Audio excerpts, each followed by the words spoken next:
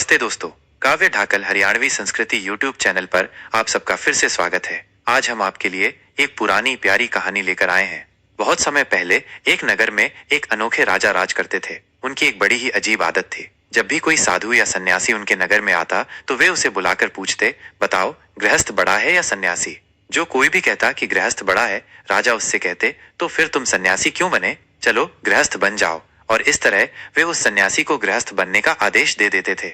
और जो कोई कहता कि सन्यासी बड़ा है, राजा उससे उसका प्रमाण मांगते थे। अगर वह प्रमाण नहीं दे पाता तो राजा उसे भी गृहस्थ बना देते थे। इस तरह कई संत आए और उन्हें सन्यासी जीवन छोड़कर गृहस्थ बनना पड़ा।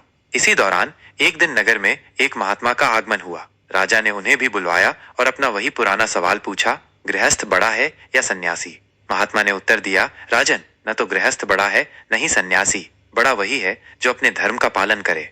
राजा ने कहा, बहुत अच्छी बात है, क्या आप अपने कथन को सत्य साबित कर सकते हैं। महात्मा बोले, जरूर, इसके लिए आपको मेरे साथ चलना होगा। राजा महात्मा के साथ चलने के लिए तैयार हो गए। अगले ही दिन दोनों घूमते घूमते दूसरे राज्य में पहुंच गए। उस राज्य में राजकुमारी का स्वयंवर हो रहा था। दूर दूर के राजा महाराजा और राजकुमार आए हुए थे। एक बहुत बड़ा उत्सव आयोजित किया गया था। राजा और महात्मा दोनों उस उत्सव में शामिल हो गए। स्वयंवर शुरू हुआ। राजकुमारी राज दरबार में आई। वो बहुत ही रूपवती और सुंदर थी। सभी राजा और राजकुमार उन्हें देखकर चकित रह गए और मन ही मन उन्हें पाने की इच्छा करने लगे। राजकुमारी के पिता का कोई वारिस नहीं था, इसलिए महाराज ने घोषणा की थी कि राजकुमारी जिस राजकुमार को स्वयंवर में चुनेगी वही उनके राज्य का उत्तराधिकारी होगा। राजकुमारी अपनी सहेलियों के साथ राजाओं के बीच घूमने लगी। वहां उपस्थित सभी राजाओं को देखने के बाद भी उन्हें कोई पसंद नहीं आया। राजा निराश होने लगे। राजकुमारी के पिता भी सोचने लगे कि स्वयंवर व्यर्थ जाएगा, क्योंकि राजकुमारी को तो कोई वर पसंद ही नहीं आ रहा। तभी वहां एक तेजस्वी सन्यासी का आगमन हुआ। उनका चेहरा सूर्य के समान तेज से चमक रहा था। तभी राजकुमारी की दृष्टि उस युवा सन्यासी पर पड़ी। देखते ही राजकुमारी ने अपनी वरमाला उनके गले में डाल दी। अचानक हुए इस स्वागत से वह युवा सन्यासी हैरान हो गया। उसने तुरंत स्थिति को समझा और उसी क्षण माला को अपने गले से निकालते हुए कहा, हे देवी, क्या तुम्हें दिखाई नहीं देता, मैं एक सन्यासी हूँ। मुझसे विवाह के बारे में सोचना तुम्हारी भूल है। तभी राजा ने सोचा, लगता है ये कोई भिखारी है जो विवाह करने से डर रहा है।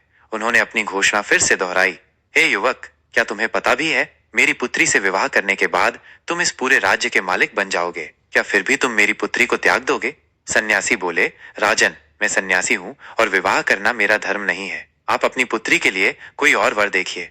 इतना कहकर वो वहां से चले गए। लेकिन वह युवक राजकुमारी के मन में बस चुका था। उसने भी प्रतिज्ञा की कि मैं विवाह करूंगी तो उसी से, नहीं तो अपने प्राण त्याग दूंगी। इतना कहकर वो भी उनके पीछे पीछे चली गई।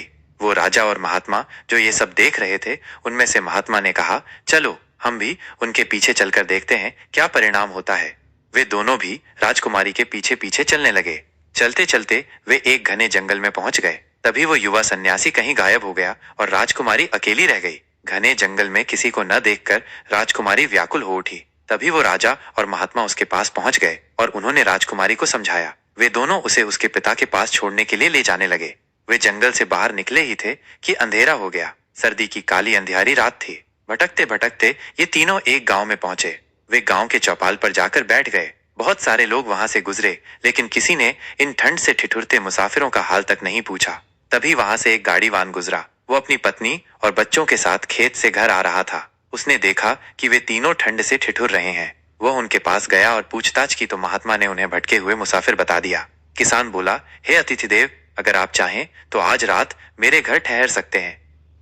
वो उन्हें घर ले गया, भोजन के बारे में पूछा और भोजन करवाया। उस दिन उनके घर में ज्यादा अनाज नहीं था, इसलिए किसान और उसकी पत्नी ने अपने हिस्से का भोजन अतिथियों को करवा दिया और खुद भूखे ही सो गए। सुबह हुई। राजकुमारी को उसके पिता के पास छोड़कर राजा और सन्यासी दोनों वापस अपने नगर को चल दिए। महात्मा ने राजा से कहा, देखा राजन, राजकन्या और राज्य को छोड़ने वाला वह सन्यासी अपनी जगह बड़ा है और हमारे अतिथि सत्कार के लिए खुद भूखा सोने वाला वह गृहस्थ किसान अपनी जगह बड़ा है। एक तरफ सन्यासी ने राज, वैभव और सुंदर स्त्री का जरा भी मोह न करके अपने धर्म का पालन किया है, इसलिए वो निश्चित रूप से महान है। दूसरी तरफ उन दंपति ने अपना व्यक्तिगत स्वार्थ न देखकर अतिथि सेवा को प्रधानता दी, इसलिए वे दोनों भी निश्चित रूप से महान हैं। किसी भी देश, काल और परिस्थिति में अपने धर्म कर्तव्य का पालन करने वाला मनुष्य ही बड़ा होता है। फिर चाहे वो गृहस्थ हो या सन्यासी, कोई फर्क नहीं पड़ता। इस तरह महात्मा ने अपनी बात को सत्य साबित किया। दोस्तों, कहानी कैसी लगी कमेंट करके जरूर बताना। वीडियो को लाइक और चैनल को सब्सक्राइब जरूर करना। ऐसी ही दिलचस्प वीडियो देखने के लिए हमारे चैनल को सब्सक्राइब जरूर करना। वीडियो को आखिर तक देखने के लिए बहुत बहुत धन्यवाद।